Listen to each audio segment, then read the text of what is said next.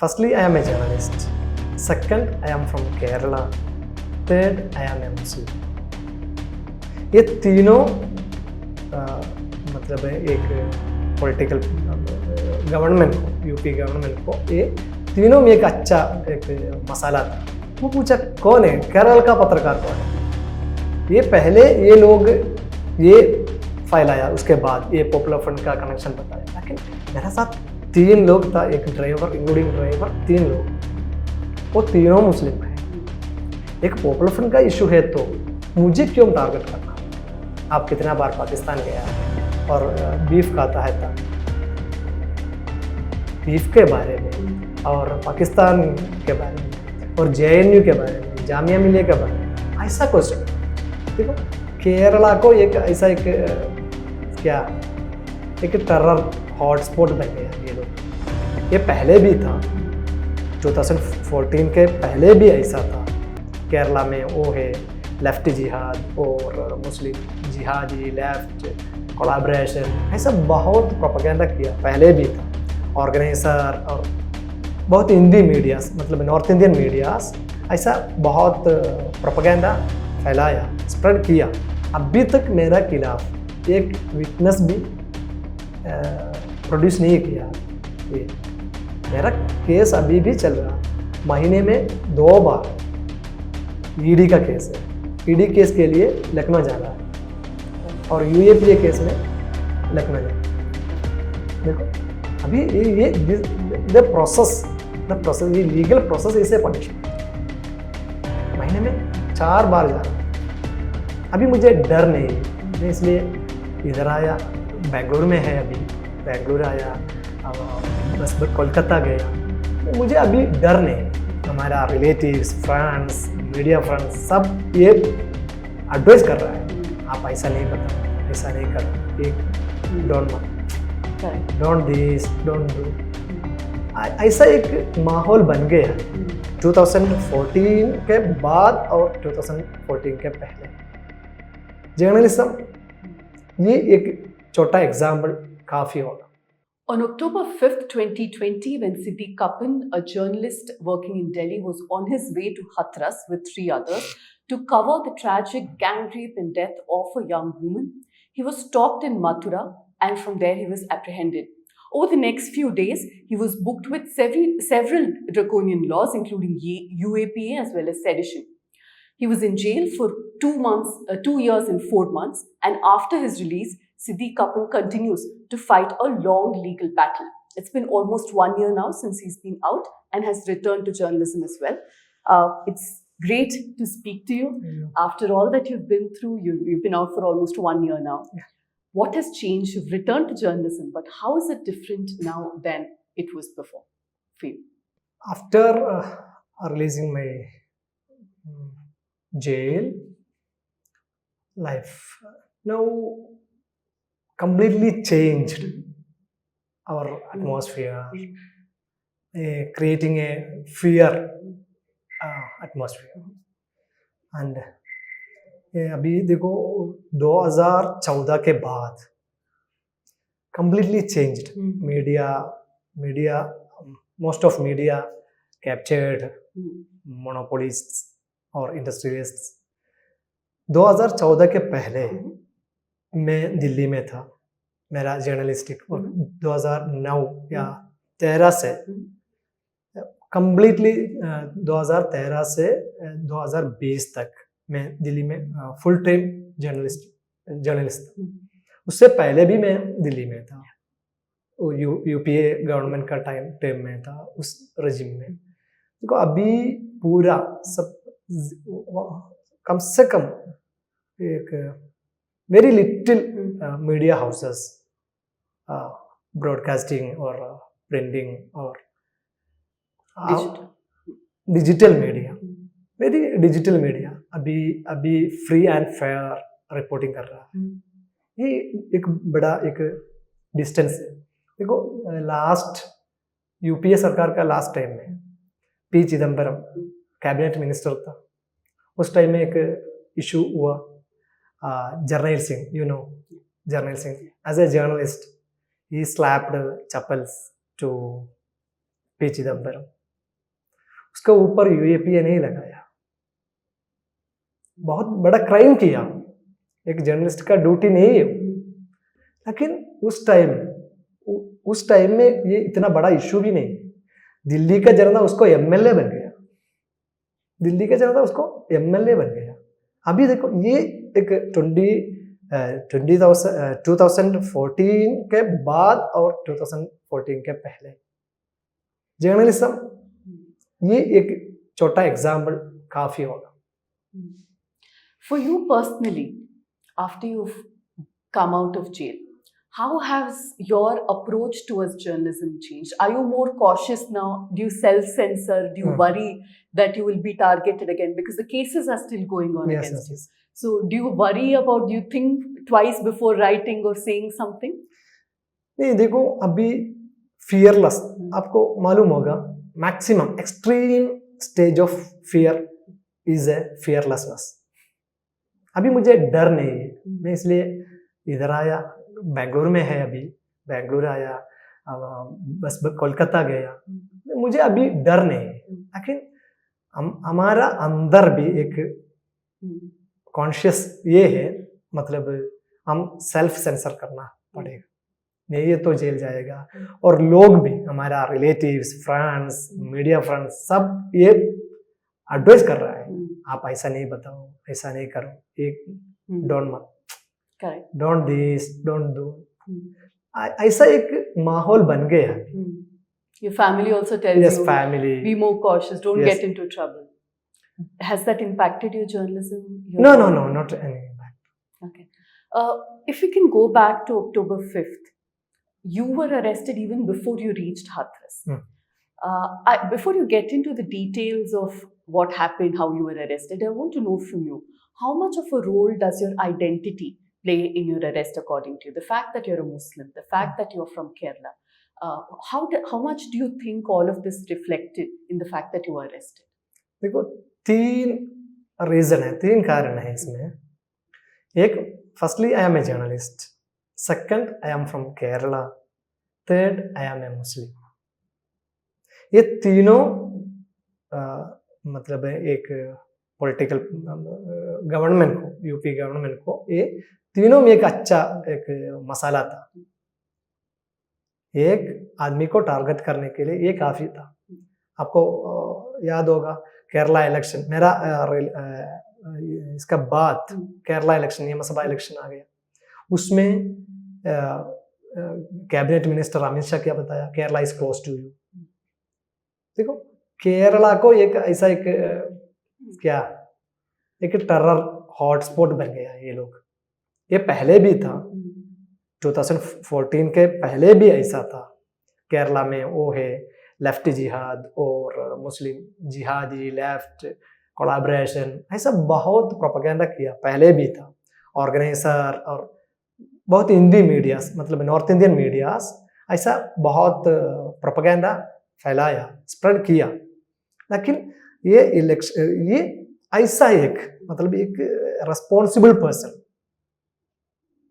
Kerala home minister, Kerala का खिलाफ, ये एक 153A का कारण है। APC में 153A है, कम्युनिटी के बीच में एनिमिटी। 153A का एक क्राइम किया हमारा होम मिनिस्टर। ये कुछ मतलब हेट मॉन्गर्स नहीं है, ये एक रिस्पॉन्सिबल पर्सन है, वो होम मिनिस्टर है हमारा। फिर भी वो ऐसा एक केरला मतलब एक डेंजर प्लेस है।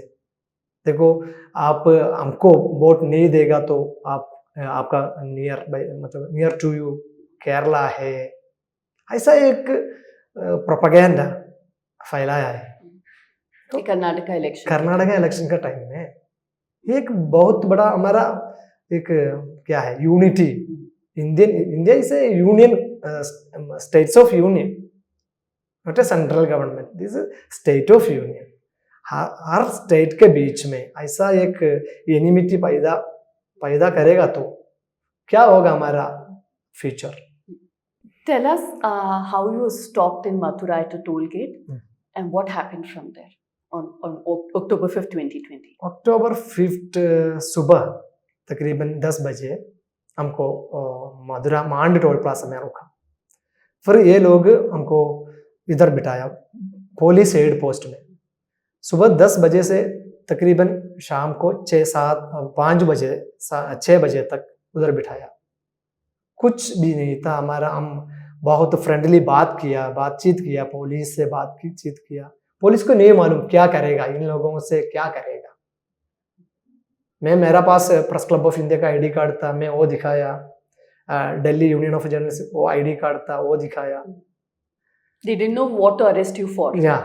मैं उधर रिपोर्टिंग करने जा रहा है, हमको छोड़ दो। मैं बताया पुलिस को, लेकिन पुलिस बताया ऊपर से एक मतलब क्या है, इंफॉर्मेशन के लिए वेट कर रहा है, आपको क्या कराएगा, छोड़ेगा तो ऊपर से हमको इंफॉर्मेशन मिलना चाहिए। ऐसा 6 बजे तक, तकरीबन 6 बजे तक हमको उधर बिठाया। 10 in the morning to 6 in the 6 evening. Evening. उसके बाद कुछ लोग आया, 4 आदमी आया।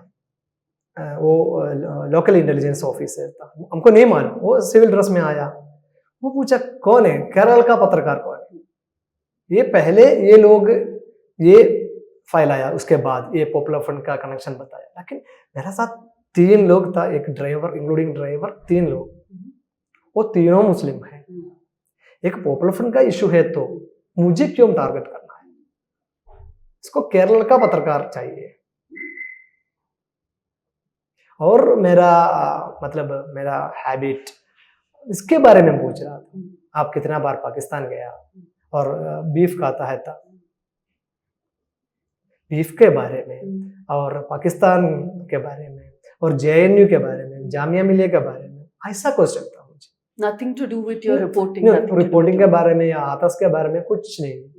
अब क्यों उधर जा रहा है, आपको कौन भेजा उधर, सीपीएम का कौन सी भी एमपी भेजा आपको, आपको राहुल गांधी से क्या रिश्ता है, मतलब क्या कनेक्शन है उससे, ऐसा क्वेश्चन था। मतलब मुझे नहीं मालूम क्यों ये क्वेश्चन और हमारा डिटेंशन का कारण वो अलाइन नहीं करना। ऐसा एक सिचुएशन में मुझे आंसर नहीं था। मैं पहले कुछ क्वेश्चन को आंसर दिया, फिर मैं कंप्लीटली नॉन कॉर्पोरेशन में था, मैं उसको कॉर्पोरेट नहीं किया लास्ट। उसके बाद वो थप्पड़ मारा, उधर हमको बहुत फिजिकल टॉर्चर किया। डिटेंशन में फिजिकल टॉर्चरिंग और मेंटली टॉर्चरिंग, ऐसा क्वेश्चनिंग है। और घर बीवी बच्चों के बारे में और उसके रिलेटिव्स के बारे में ऐसा क्वेश्चनिंग का। ऐसा सुबह नेक्स्ट डे अक्टूबर 6 सुबह तकरीबन 7-8 बजे 9 बजे तक हमको ऐसा क्वेश्चन किया। तकरीबन 12 एजेंसियां क्वेश्चन किया। What were the other agencies that? Agency ATS, Lucknow ATS branch और नोएडा ब्रांच और मिलिट्री इंटेलिजेंस। इस समय उधर का लोकल मीडिया हमेशा आता रहता था, हमारा फोटो खींच रहा है, डिटेल्स फेक मतलब इंफॉर्मेशन फैला रहा था। हिंदी मीडिया हमारा बहुत फोटोज कैप्चर करके गया। और And the police did not stop. Notice बहुत लोग आया, सब लोग क्वेश्चन कर रहा है। मतलब मुझे नहीं मालूम कौन है पत्रकार, कौन है एजेंसी, वो नहीं मालूम हमको। ऐसा हमको सुबह तक मतलब ये। इसके बाद हमारा क्वेश्चन हमारा ऊपर ये ATS ये मेरा फैमिली ट्री बन गया। मेरा फादर, मदर, सिस्टर्स, ब्रदर्स और उसके बेटा बच्चे सब, और वाइफ का फैमिली के बारे में सबका मोबाइल नंबर, एड्रेस सब फिल कर रहे हैं। A4 शीट पूरा राइट करके वो कर दिया। ये है क्वेश्चनिंग। मतलब STF लोकल इंटेलिजेंस ऐसा क्वेश्चंस किया, और ATS और मिलिट्री इंटेलिजेंस मेरा लैपटॉप चेक किया, मेरा लैपटॉप भी था वो चेक किया, फोन चेक किया, उसमें कुछ नहीं मिला उसमें। What was their accusation against you? At So- that time, what was their accusation against you? कुछ नहीं बताया उस टाइम। उस दिन हमारा मतलब ये ऐसा क्वेश्चन था, मुझे भी नहीं मालूम क्या क्या चल रहा है, नहीं मालूम। मतलब हमारा फूड हैबिट और ट्रैवल हिस्ट्री और मेरा फैमिली का पूरा फैमिली ट्री बनाना है, ऐसा था। मुझे एक कुछ क्लू भी नहीं दिया क्या है, क्यों हमारा डिटेंशन किया, ऐसा नहीं। And then you were taken and put in a school which was a makeshift jail. Yes, yes. And this was in the middle of COVID. Hmm. Tell us what the circumstance there when you were held there for 21 days, what you went through there.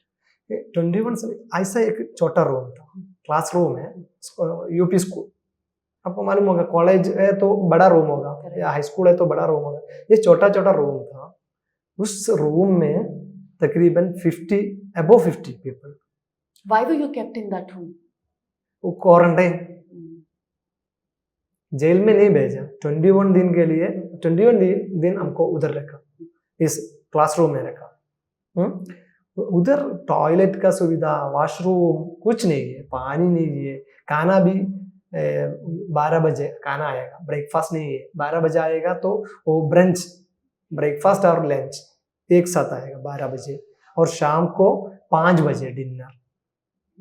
12 बजे और 5 बजे ऐसा था। उस time एक toilet मतलब नहाया भी था, वॉश करने के लिए, या हमारा ड्रेस 21 दिन में एक ही ड्रेस में है। अक्टूबर 5 को क्या ड्रेस पहनता था, उस ड्रेस में हम 21 दिन उधर रहा। फिर उसके बाद मदुरा डिस्ट्रिक्ट जेल भेजा हमको। इस स्कूल में हमको ईडी भी क्वेश्चन किया। On what charges? Why was the ED involved in your question? ED आया, हमको नहीं मालूम क्या है ईडी हमको खिलाफ केस टेकअप किया, वो हमको नहीं मालूम। ईडी आया, तीन लोग था, एक डायरेक्टर, एक 2 असिस्टेंट डायरेक्टर। ईडी वो आया, क्वेश्चन किया। एक ईडी का क्वेश्चनिंग मतलब एक रिटन एग्जामिनेशन टाइप क्वेश्चन है। क्वेश्चन भी वो बताएगा, आंसर हम क्वेश्चन भी और आंसर भी हम लिखना है पेपर में। और क्वेश्चन भी बहुत जॉब क्वेश्चन था। What kind of question? मतलब एक क्वेश्चन था, आप जस्टिस फॉर हाथरस गर्ल, वो वेबसाइट आप बन गए। मैं justice for Hathras victim, Hathras girls, justice for Hathras girl, वो वेबसाइट में बन गया। ये वेबसाइट बनाने के लिए आपको पैसा कहाँ से मिला? मैं बताया मैं ये वेबसाइट अभी तक देखा नहीं, मैं अभी तक देखा नहीं। फिर ये पूछा, आप ये बताया आप झूठ बोलता है, आप साइट बन गया और क्राउड फंडिंग किया। मतलब एक ईडी ऑफिसर का क्वेश्चनिंग है। You were also accused of money laundering. Yes yes, What was that case about? वो भी चल रहा है। अभी तक मेरा खिलाफ एक विटनेस भी प्रोड्यूस नहीं किया। ये मेरा केस अभी भी चल रहा है। महीने में 2 बार ईडी का केस है। ईडी केस के लिए लखनऊ जाना है, Right. और यूएपीए केस में लखनऊ जाना है। Right. देखो अभी ये द प्रोसेस ये legal process is a punishment. महीने में 4 बार जाना है। You after that you had several health issues. You got COVID, and because of your diabetes, that also became a factor. Yes. But you did not get adequate medical support. The court intervened. Tell us how that entire episode panned out. देखो first 21 दिन इस classroom में था, classroom में बंद किया हमको। उस टाइम उधर एक कंपाउंडर आया था, एक I don't know who is he, एक कंपाउंडर आया। वो हमको हम बताएगा क्या है, आपको क्या परेशानी है, शुगर है तो वो कुछ दवा दे देगा आपको। You were आपका not sugar given check medicines. Not check भी नहीं करेगा, कुछ नहीं है, दवा बांटेगा बस। 21 ऐसा था। उसके बाद हम जेल शिफ्ट किया है जेल में। उधर भी एक डॉक्टर नहीं है, सही से हमारा शुगर चेक भी नहीं करेगा और खाना भी टाइम पे नहीं मिलेगा। ऐसा था। उधर भी क्या है, सबको एक ही दवा, आपको हेडेक होगा, मुझे शुगर होगा, इसको दूसरा होगा, सबको एक ही दवा, कलर की वजह से एक प्रेस्क्रिप्शन या कुछ नहीं है। Correct. आपको क्या है, आपको ये मेडिसिन कौन बांट रहा है, एक प्रिजनर होगा, No doctor. No doctor. एक कंपाउंडर आएगा, कंपाउंडर सुनेगा इतना दूर से क्या है, दवा, दर्द है, सिर दर्द है या कुछ है तो, शुगर है तो, सबको एक ही दवा। एक बार मुझे लखनऊ जेल से पैरासिटामोल दिया शुगर के लिए। How much did your health get impacted during those 846 days that you were in jail? 851 days। 851 days.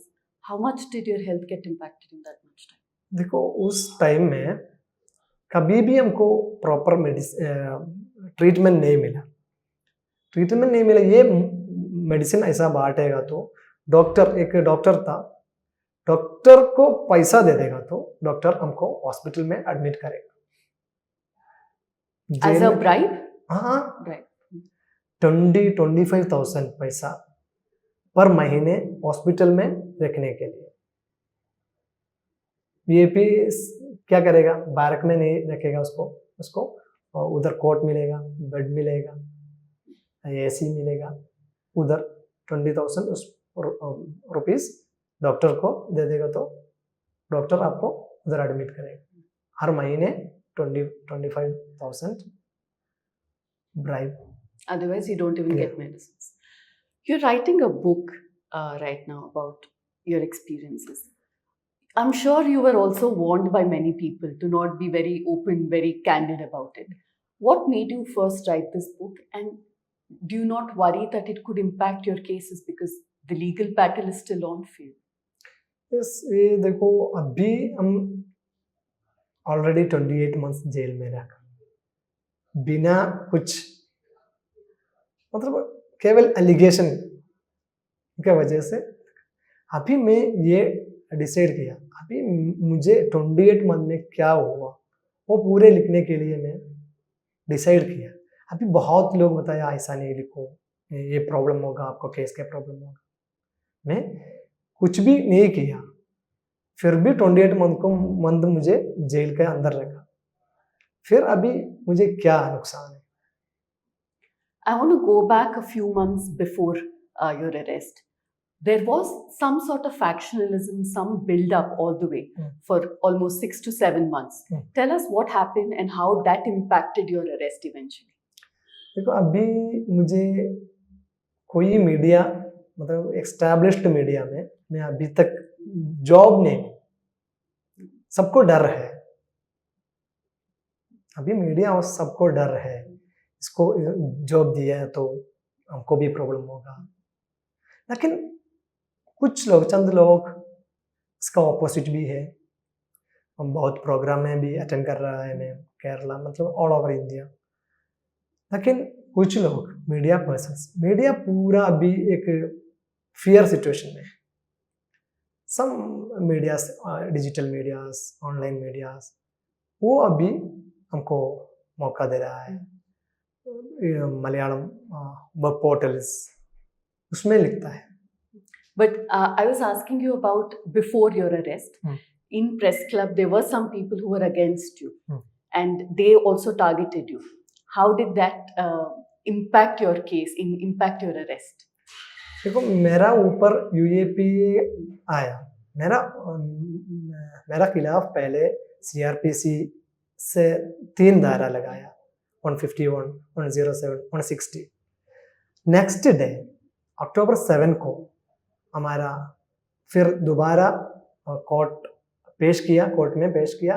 UAPA sedition कम से कम 10-15 दायरा लगाया हमारे ऊपर। ये इन लोगों का गेम है था।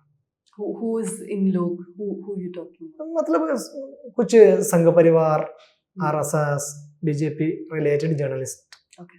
Delhi based journalist. Okay, so they targeted you. Yes. That was again because of your identity, or was there some other issue between you and them? या ये देखो अभी मेरा आइडेंटिटी भी एक प्लस पॉइंट था उसको, मतलब ये मुस्लिम है, उसका देशद्रोह और यूएपी विदेशी मतलब फॉरेन फंडिंग और कॉन्स्पिरेसी, यूएपीए इतना मिसयूज किया उसमें। मतलब मेरा चार्जशीट आप पढ़ेगा तो आपको होगा, यू नो वेल, मेरा चार्जशीट में कितना फेक कंटेंट है। ये पुलिस को भी नहीं मालूम ये क्या करना है, पुलिस को भी बाहर से प्रेशर आया। इसके वजह से एसआर गिलानी को फांसी दिया मेरा चार्जशीट में, उसका नेचुरल डेथ था। Okay. फिर भी मेरा चार्जशीट में एसआर गिलानी को फांसी, आदम गिलानी को फांसी दिया, ऐसा एक वर्ड है उसमें। फिर चार्जशीट में और American live Martin's tool kit वो भी मेरा चार्जशीट में ऐड किया। ये मेरा गाड़ी से You बरामद were हुआ। accused of printing some pamphlets Yes. to distribute in Yeah, Hathras. yeah. वो पूरा, Did you have any pamphlets with no you? No, ये पूरा अमेरिकन इंग्लिश में एक टूल किट, मतलब उधर ब्लैक लाइव मैटर्स का पैम्लेट था, वो मेरा गाड़ी से, वो बताया ये गाड़ी से बरामद हुआ। Right. मेरा चार्जशीट पड़ेगा तो मुझे, मतलब एक अच्छा जज का सामने मेरा चार्जशीट एक जज पड़ेगा तो मुझे बरी मिलेगा। उस टाइम इतना फैब्रिकेटेड चार्जशीट है मेरा। Where does your case stand right now? What is the progress? नहीं, अभी ये तारीख पे तारीख चल रहा है, कुछ भी नहीं चलेगा। तारीख पे तारीख, हर 14 दिन में कोर्ट में पेश करना है, अदालत जाना। और अभी भी केरला लोकल पुलिस स्टेशन में एवरी मंडे साइन करना पड़ेगा। देखो बेल, सबको मालूम है ये फेक केस है, फिर भी क्या बैलेंसिंग करने के लिए इतना, अभी मैं एक ओपन जेल में है, महीने में कम से कम 2 बार एक्सेम्पशन फाइल करेगा। Correct.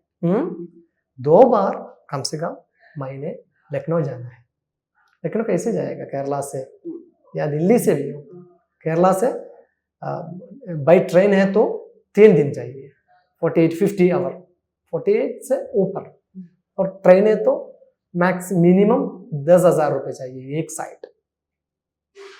महीने में एक बार जाने के लिए 20,000 रुपये चाहिए अप एंड डाउन। ये अभी भी एक, हमको जुडिशरी में भरोसा है, हमारा कॉन्स्टिट्यूशन में भरोसा है, फिर भी गवर्नमेंट को और बैलेंस करने के लिए ऐसा एक कंडीशन है। How was the reaction of people in your own fraternity, journalists? How did they react to you? Did you find any support? Did you find anybody who helped you out when you were in jail and after coming out? बहुत लोग, मतलब nationally और internationally, maximum Kerala से 80-90% population का 90% लोग भी मुझे support किया। इसका वजह से मैं अभी बाहर आ गया। नहीं तो आपको मालूम होगा यूएपीए में कितना साल अंडर ट्रायल में लोग जेल में रहे, मुस्लिम है तो बात खत्म। Finally, I want to ask you that, you know, the two sections that you were charged with, UAP and sedition. Now you've also started a little bit of activism where you're trying to make sure that UAP and sedition is repealed.